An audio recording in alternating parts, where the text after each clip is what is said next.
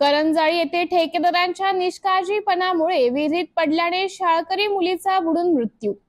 सुरगाणा तालुक्यातील करंजाळी येथील 13 वर्षीय मुलीचा ठक्कर बाप्पा योजनेच्या विहिरीत पडून मृत्यू झाल्याची दुर्दैवी घटना घडली आहे।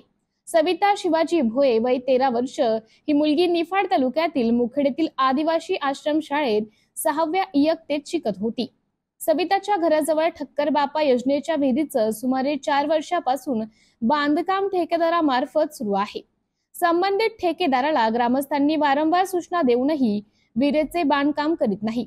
विहीर सविताच्या घराजवळ असल्याने सविता शेतात जात असताना पाय घसरून विहिरीत पडल्याने ती बुडाल्याने तिचा दुर्दैवी मृत्यू झाला आहे।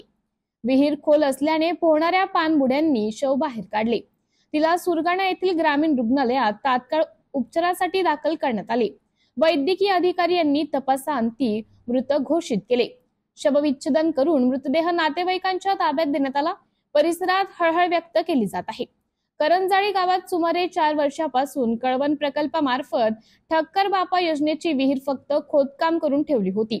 तिचे बांधकाम अद्याप पूर्ण न केल्याने मुलीला जीव गमवावा लागला आहे। यापूर्वीही अनेक वेळा गायी बैल जनावरे विहिरीत पडले आहेत। अनेक तक्रारी करूनही ठेकेदार व अधिकारी डोळेझाक करत असल्याने अधिकारी व ठेकेदार यांच्यावर मनुष्यवधाचा गुन्हा दाखल करावा अशी मागणी ग्रामस्थांनी केली आहे।